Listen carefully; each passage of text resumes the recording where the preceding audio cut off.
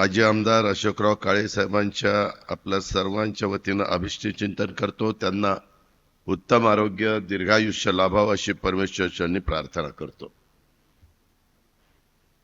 आजच्या या कार्यक्रमाला उपस्थित असणारे स्वतः अशोकरावजी, सौभाग्यवती पुष्पाताई काळे, चंद्रशेखर घुले पाटील, सुजय विखे पाटील, नरेंद्र घुले पाटील, भाऊसाहेब वागचौरे, सिद्धार्थ मुरकुटे, राजश्रीताई घुले, कपिल पवार, विजयराव वाडणे, प्रवीणजी पाटील, पद्माकांतजी कुदळे, शंकररावजी चव्हाण, प्रमोदजी जगताप, सर्व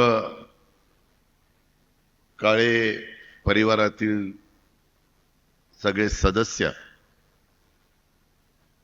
तसंच कोपरगाव नगर जिल्ह्याच्या वेगवेगळ्या भागातून आलेले अशोकरावांना मनापासून अभिष्टचिंतन करण्याच्या करता सर्व त्यांचे हितचिंतक, पाठीराखे, समर्थक, सर्व पत्रकार मित्र आणि जमलेल्या बंधू भगिनींनो आणि माझ्या तरुण मित्रांनो, सुरुवातीलाच आशुतोषनी स्वागत करत असताना सांगितलं की मी 10 दिवसापूर्वीच आलेलो होतो आणि त्याच्या आधी मी खरं सांगितलेलं होतं त्याला की 21 तारखेला हा कार्यक्रम मी जरूर येईल. परंतु आता अलीकडच्या काळामध्ये बऱ्याच नवीन नवीन कार्यक्रम आम्हाला सगळ्यांना करावे लागतात. सध्या महायुती सरकारच्या माध्यमातून एकनाथराव शिंदे, देवेंद्रजी, मी, आम्ही सगळीकडं माझी लाडकी बहीण योजना, या योजनेच्या बद्दलची माहिती, त्याच्याबरोबर महाराष्ट्रामध्ये माझ्या शेतकऱ्यांच्या करता, माझ्या वारकऱ्यांच्या करता, माझ्या मायमाऊलींच्या करता, माझ्या मुलींच्या करता, बहिणींच्या करता, अनेक प्रकारच्या युवा युवतींच्या करता योजना आणल्या. त्या योजना तिथं सांगणं आणि अशा प्रकारचे कार्यक्रम आमचे चाललेले आहेत.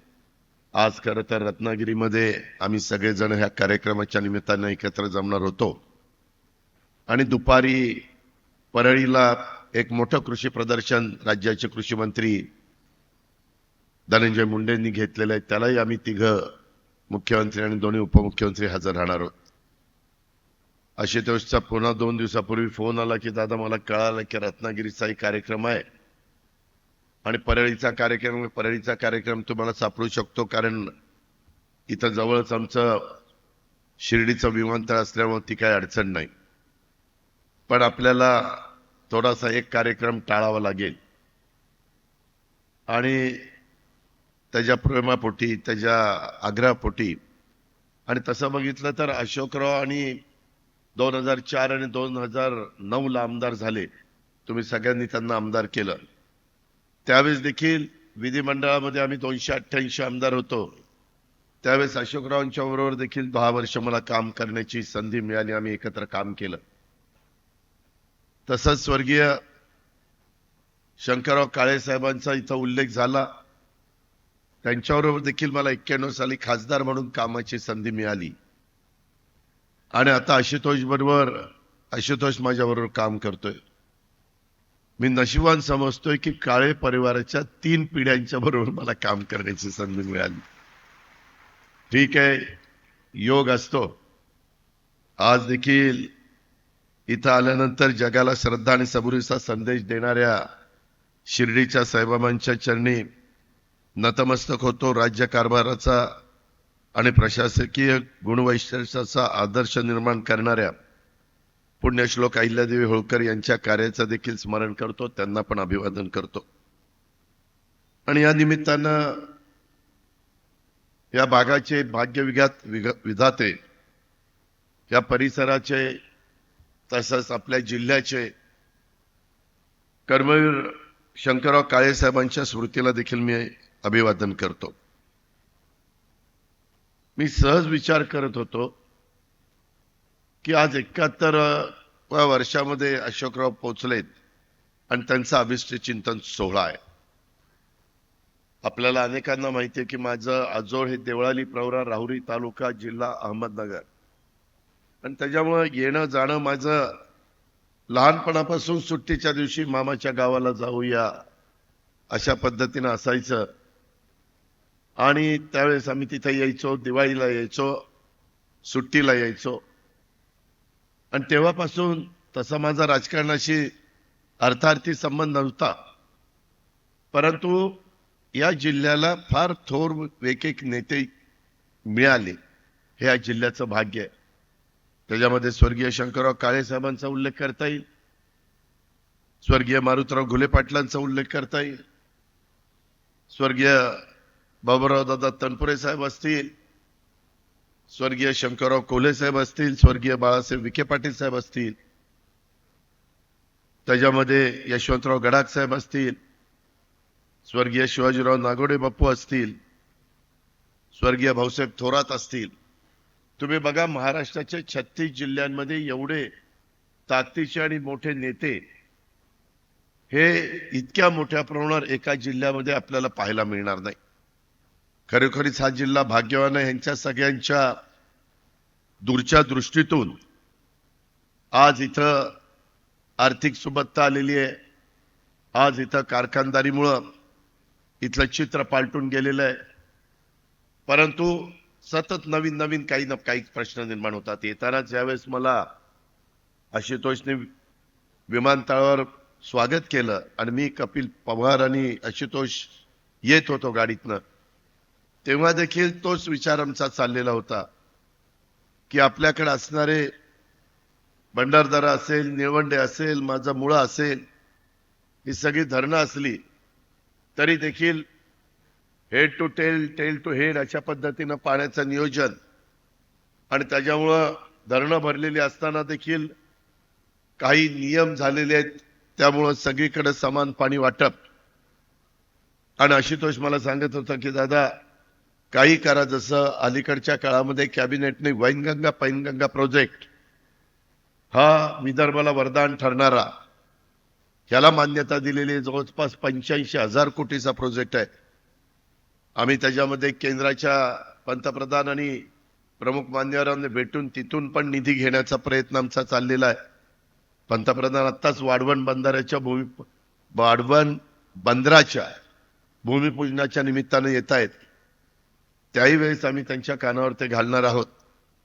आणि पश्चिमेकडं पडणारं पाणी पूर्वेकडे वळवल्याशिवाय आणि गोदावरीमध्ये मोठ्या प्रमाणावर पाणी आणायला आपण यशस्वी झाल्याशिवाय, नारपार योजना असेल किंवा पलीकडे पडून पाणी पडतं आणि समुद्राला निघून जातं, तिथं काही कुणाला वाईट वाटायचं कारण नाही. आणि त्याही कामाच्या बद्दल आमचा प्रयत्न चाललेला आहे, माझा, एकनाथरावजींचा आणि देवेंद्रजींचा, की आमचे हे सगळे तरुण आमदार आणि सहकारी मागणी करत असतात किंवा ह्याला पण तुम्ही गती द्या, ह्यालाही सुरुवात करा. तोही काहीतरी ₹1,00,000 कोटी रुपयाचा प्रोजेक्ट आहे. आणि त्यालाही आमचा प्रयत्न आहे की आचारसंहिता सुरू व्हायच्या आत ह्या प्रोजेक्टला देखील मान्यता द्यायची. माझं आणि देवेंद्रजींचं सतत त्याबद्दलचं बारकाईनं लक्ष आहे. मुख्यमंत्र्यांनी त्याला आशीर्वाद दिलेले आहेत. हा कार्यक्रम संपल्यावर आम्ही सगळेजण लातूरला उतरणार आहेत आणि तिथून परळीला जाणार आहे, आणि नंतर आम्ही परळीपासून सगळे एकत्रच आहोत. त्याच्यावर तेव्हाही आम्ही एकत्र चर्चा करतो, त्यावेळेस या गोष्टीची चर्चा करीन. कारण पाणी कमी झाल्यानंतर काय परिस्थिती आपल्याकडे उद्भवती हे आपण अनुभवलेलं आहे. आणि त्याच्यामुळं तशा प्रकारचा प्रसंग माझ्या पुढच्या पिढीवर पण येता कामा नये, आणि याकरता आम्ही लोकांनी काम केलं पाहिजे, नाहीतर पुढची पिढी आम्हाला कधी माफ करणार नाही, हे आम्हाला फार बारकाईने समजतं. आज या जिल्ह्याच्या राजकीय, सामाजिक, शैक्षणिक, सहकारी चळवळीच्या दृष्टीनं अत्यंत जागृत अशा प्रकारचा हा जिल्हा. मी मगाशी सांगितलं, अनेक मोठे मान्यवर ह्या जिल्ह्याला लाभले, आणि त्या नेत्यांच्या मध्ये कर्मवीर शंकरराव काळे साहेबांचं नाव हे आपल्याला अग्रक्रमाने घ्यावंच लागेल. कर्मवीर शंकरराव काळे साहेबांच्या बद्दल सांगायचं झालं तर एक त्या जिल्ह्याच्या विकासाला वाहून घेतलेलं त्यांचं नेतृत्व म्हणून त्यांची ओळख, आणि कर्मवीर भाऊराव पाटील यांच्या कार्याच्या, विचारांचा वारसा हा त्यांनी जपला, पुढे नेला. कर्मवीर अण्णांच्या नंतर सर्वाधिक काळ जर रयत शिक्षण संस्थेचं प्रमुख पद कुणी भूषवलेलं असेल किंवा काम कुणी पाहिलेलं असेल तर त्याच्यामध्ये शंकरराव काळे साहेबांचं नाव प्रकर्षाने घ्यावं लागेल. त्यांच्या कार्यकाळातच खऱ्या अर्थाने रयतच्या वेगानं विस्तार झाला. राज्यात सर्वदूर रयत शिक्षण संस्थेच्या शाखा निघाल्या आणि शंकरराव काळे साहेबांनी कर्मवीर भाऊराव अण्णांना शब्द दिला होता की मी माझ्या स्वतःची खाजगी संस्था शाखा वाढवणार नाही, रयत शिक्षण संस्थेचा विकास आणि विस्तार मी करेन. आणि स्वर्गीय शंकरराव काळे साहेबांनी कर्मवीर अण्णांना दिलेला तो शब्द अखेरपर्यंत पाळला, असं फार क्वचित पाहायला मिळतं. 1962 साली ते नगर जिल्हा परिषदेचे पहिले जिल्हा परिषदेचे अध्यक्ष झाले. कोपरगाव सहकारी साखर कारखाना त्यांनी यशस्वीपणे चालवला आणि जिल्हा परिषदेच्या त्यांच्या 10 वर्षाच्या कारकिर्दीमध्ये त्यांनी जिल्ह्याचा पाणी प्रश्न सोडवण्याच्या करता अतिशय प्रामाणिकपणे प्रयत्न केलेला आम्ही आमच्या तरुण वयामध्ये पाहिलेला आहे. स्वर्गीय शंकरराव काळे साहेबांच्या कार्याचा आणि विचाराचा वारसा त्यांचे सुपुत्र माजी आमदार अशोकराव काळे साहेबांनी अत्यंत व्यवस्थितपणे पुढे ते नेतायत. आता तोच विकासाचा वारसा त्यांचे कर्मवीरांचे नातू आमदार आशुतोष हे देखील पुढे नेतायत. याचा आपणा सर्वांना आनंद आहे आणि अभिमान देखील आहे.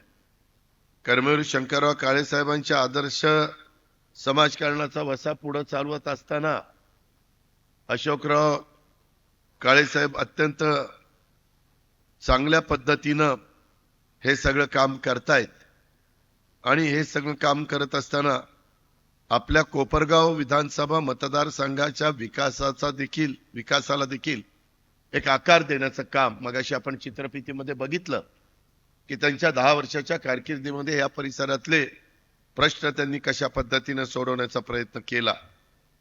कोपरगाव विधानसभा मतदारसंघातील अनेक महत्वपूर्ण कामं त्यांनी त्यांच्या कारकिर्दीमध्ये मार्गी लावली आणि त्यांच्या आमदारकीच्या काळात विधानसभा मतदारसंघातले प्रश्न मार्गी लावण्याच्या करता सतत, कारण 4 ते जवळपास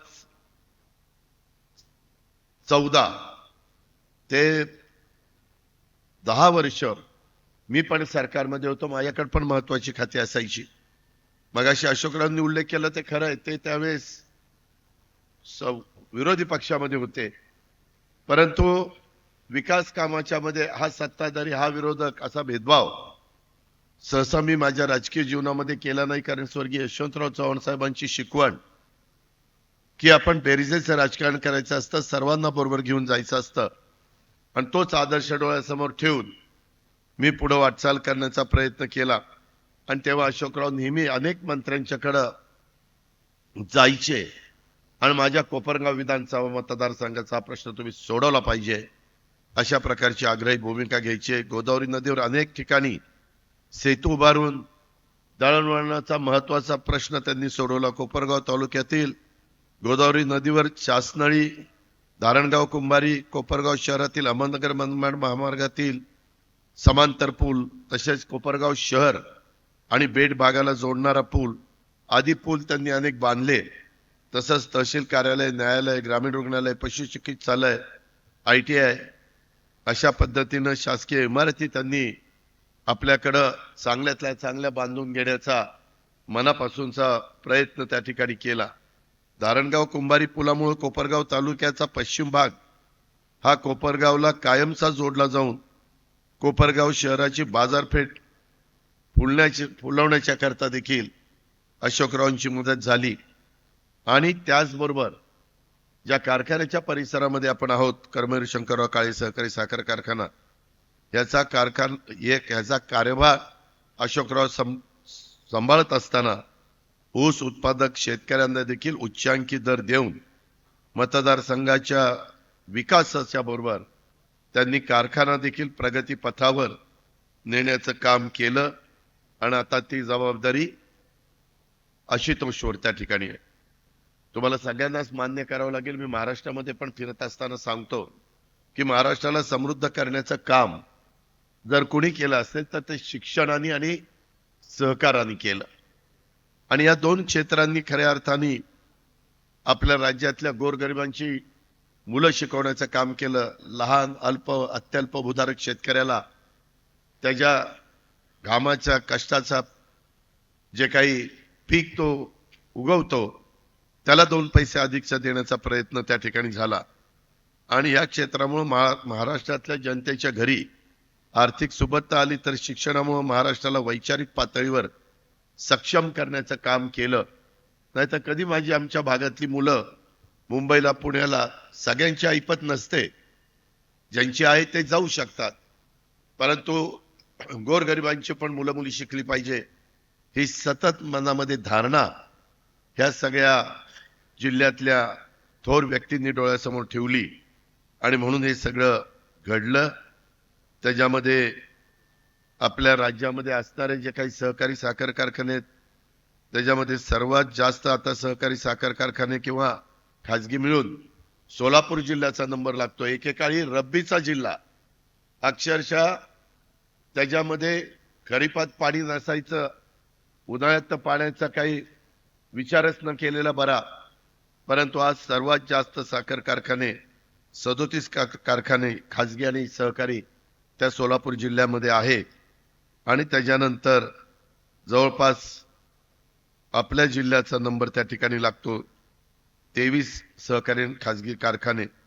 नाहीतर एकेकाळी आपला नगर जिल्ह्याचा नंबर होता, परंतु स्पर्धा असते, ज्या भागात ऊस वाढतो त्या भागामध्ये कारखानदारी वाढते, अशा प्रकारचं एकत्रित चित्र आहे. मला आत्ताच येताना आशुतोष विचारत होता की दादा तुम्ही अमित भाईंशी बोला, सातत्याने FRPचा दर वाढतो, ती चांगली गोष्ट आहे, कारण आमच्या शेतकऱ्यांना 2 पैसे मिळतात. परंतु FRPचा दर 4 वर्ष वाढला, पण त्याच्यामध्ये MSPचा दर काही वाढलेला नाही. कितीतरी वर्षापूर्वी 31 रुपये तो 31 रुपयेच राहिला. ठीक आहे, साखर आता 36-37 रुपये चालली, परंतु तोही दर वाढला तर माझ्या समोर बसणाऱ्या शेतकऱ्यांना अधिक चांगला दर हा साखर कारखान्यांना देता येईल ही त्याची खऱ्या अर्थाने जिद्द आहे किंवा या तसे तो पाठपुरावा करण्याचा प्रयत्न करतोय. एकंदरीतच पुन्हा 2-3 दिवसात काही 4 दिवसात अमित भाई महाराष्ट्राच्या दौऱ्यावर येणार आहेत, त्यावेळेस पुन्हा मी त्यांच्याशी या गोष्टीचा पाठपुरावा करेन. पण एक गोष्ट मी तुम्हाला सांगतो की अनेक वर्ष एक प्रश्न पडून होता की आपल्यावर जो इन्कम टॅक्स लागलेला होता, आपण म्हणजे आपल्यावर म्हणजे शेतकऱ्यांच्यावर FRP पेक्षा जास्त दर दिला तर त्याच्यावर इन्कम टॅक्स लागला जाईल. आणि तुम्हाला आश्चर्य वाटेल की जवळपास 9,000 कोटी रुपयाचा तो इन्कम टॅक्स जो माझ्या शेतकऱ्यांच्या साखर कारखान्यावर बसत होता तो पूर्णपणे माफ करण्याचं काम हे महायुतीच्या सरकारने केलंय. इथं सुजय विखे पाटील बसलेत, ते देखील त्यावेळेस खासदार होते. जे डेलिगेशन गेलेलं होतं त्याच्यामध्ये सगळ्यांचाच प्रयत्न होता. मित्रांनो, 25-30 वर्ष मी देखील सरकारमध्ये असताना इतक्यादा प्रणव मुखर्जींना जाऊन भेटायचो, आम्ही सगळेच भेटायचो. त्याच्यामध्ये AK अँथोनी साहेबांना भेटायचो, P चिदंबरम साहेबांना भेटायचो. ते तेवढ्या पुरतं आम्हाला स्थगिती द्यायचे, पण ते कायमची टांगती तलवार काही निघत नव्हती आणि कोर्टामध्ये केसेस चालू होत्या. पण जर काम करणारा माणूस असेल आणि ते काम तडीच लावायचं अशा पद्धतीचा निश्चय करणारा माणूस असेल तर ते काय घडू शकतं हे तो निर्णय झाल्यानंतर आपल्याला सगळ्यांना पाहायला मिळालं. अशा अनेक गोष्टी वेगवेगळ्या त्या ठिकाणी झालेल्या आहेत.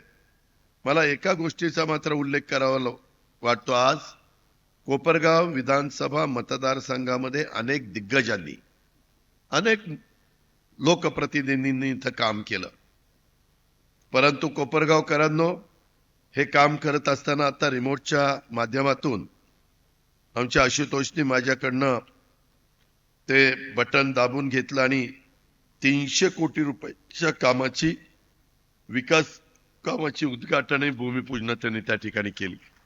तुम्ही ती बघितली. आता शेवटच्या टप्प्यातली ही 300 कोटीची कामं. पण मी तुम्हाला अधिकारवाणीनं सांगेन की बाबांनो, आजपर्यंत कोपरगाव विधानसभा मतदारसंघ अस्तित्वात आल्यापासून मला जुन्या कुठल्याही आमदारांचं त्याच्यामध्ये कुठं त्यांना कमी लेखायचं नाही. त्यांनी त्यांच्या पद्धतीनं काम केलं. कारण त्याच्यात सगळेच आमदार आहेत, कारण हेही 10 वर्षाचे आमदार आहेत. पण एवढ्या सगळ्या आमदारांच्या सगळ्यात जास्त कामं आणि हजारो कोटी रुपयाचा निधी जर कुणी आणला असेल तर तो आशुतोष काळेंच्या 5 वर्षाच्या कारकिर्दीमध्ये आला. 3,000 कोटी रुपये. कुणी पण इथं या, मी तुम्हाला आकडेवारीनं सिद्ध करून देतो. 3,000 कोटी. काही गप्पा मारायचा प्रश्न नाही आणि ते येड्यागावळ्याचं काम नाही. आज एवढा मोठा निधी तरी मध्ये आमचे 1 वर्ष 1.5 वर्ष करोनात गेलं. त्यावेळेस मलाच अर्थमंत्री म्हणून पहिल्यांदा माणसं कशी आपल्याला वाचवता येतील, त्यांना वॅक्सिन कसं, त्यांना ॲम्ब्युलन्स कसं, त्यांना जम्बो हॉस्पिटल कसं देता येईल, त्यांना व्हेंटिलेटर कसे देता येईल, त्यांना ऑक्सिजन कसा आणून देता येईल, याकरता सगळे आपण काम करत होतो. त्यामुळं मला त्यावेळेसचा विकास कामाचा निधी थांबवावा लागला. आशुतोषला विचारा, तो खासदार आपला सुजयला विचारा, त्यावेळेस त्यांचा खासदार निधी 5-5 कोटी किती वर्ष थांबवला? 2 वर्ष 5-5 कोटी केंद्राने थांबवला. मी आमदारांचा 5 कोटी केला पण थांबवला नाही. मी सगळ्या आमदारांना त्यांचे 5-5 कोटी देत होतो. ओढाताण होत होती, परंतु आर्थिक शिस्त लावली, त्याच्यामध्ये जर प्रयत्न केला तर घडू शकतं. घडवायचंच म्हटलं तर व्यवस्थितपणे त्याच्यात करता येतं आणि त्या पद्धतीनं आम्ही काम करून दाखवलं. आज आशुतोषनी पण ते काम करून दाखवलं. आज खरं तर आमच्या अशोकराव काळेंचा अभिष्ट चिंतनाचा महत्वाचा कार्यक्रम. पण माझी जाता जाता कोपरगावकरांना एक विनंती आहे. मी थोडासा स्पष्ट बोलणार आहे. हेही आपल्याला माहिती आहे, टाकायला जायचं गाडगं लपवायचं ही माझी काही पद्धत नाहीये. तुम्ही आम्हाला ह्यावेळेस निवडून देताना आशुतोषला काठावर निवडून दिले. काठावर म्हणजे 100 पैकी 35 मार्क पडल्यावर कसा माणूस निवडून पास होतो, तसं 100 पैकी 36 मार्क दिले तुम्ही. किती? 36. तरी मी तुमच्या करता, आशुतोष करता, ह्या तालुक्याच्या सर्वांगीण विकासाच्या करता 3,000 कोटी रुपयाचा निधी त्या ठिकाणी दिला. आता इथून पुढं मेरिटवर निवडून द्या. तुम्हाला तशा पद्धतीनं पुढं म्हणजे आशुतोष पण कामाला येईल तेव्हा सांगेल की दादा आता काठावर पास झालो नाही, लय लय मत घेऊन आलोय आता, मग मी पण लय लय निधी देईल, तुम्ही काळजीच करू नका. मित्रांनो, आज वेगळा एक आगळा आनंदाचा क्षण आहे. नवीन पिढी चांगली तयार होती, पुढे जाते. त्यांना आपण आशीर्वाद देतोय, त्यांना आपण प्रोत्साहन देतोय, त्यांना आपण शुभेच्छा देतोय. शेवटी प्रत्येकाला आयुष्यामध्ये हेच वाटत असतं की आपले पोटी जन्माला आलेली मुलं मुली त्यांचं रांकेला लागावं, त्यांचंच भलं व्हावं, ह्या सगळ्या गोष्टी होतात. परंतु सध्या ज्या काही घटना देशात राज्यामध्ये घडतात त्याही गोष्टीचं थोडंसं अक्षरशः मनाला वेदना करतात.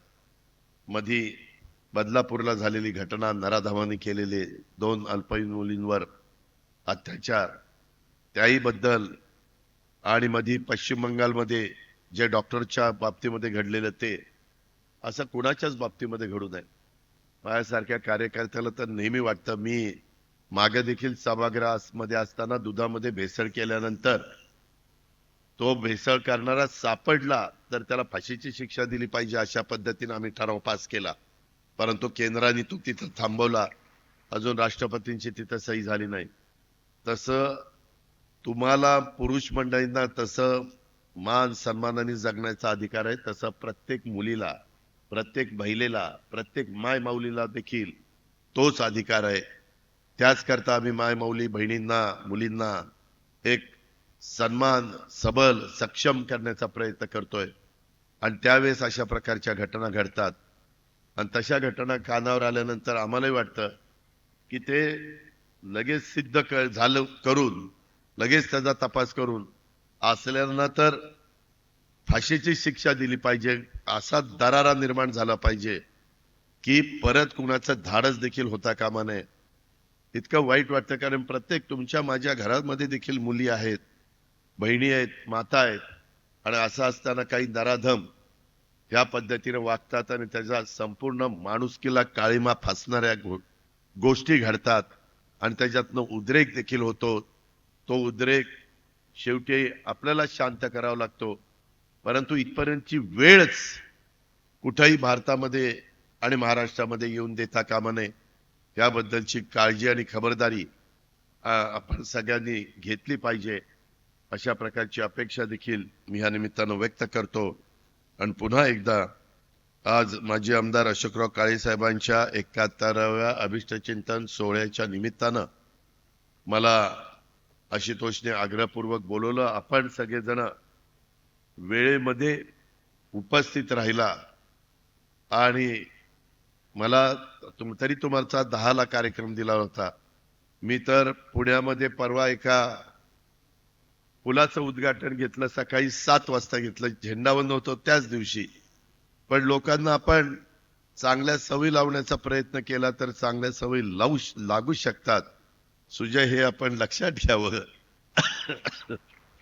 अशा प्रकारची सूचना या नवीन पिढीला देखील करतो. आपण एवढ्या मोठ्या संख्येने उपस्थित राहिला, खरोखरच काळे परिवारावर कोपरगावकरांनी अतोनात प्रेम केलं. शंकरराव काळे साहेबांच्यावर केलं, अशोकरावजींच्यावर केलं, आशुतोषवर केलं.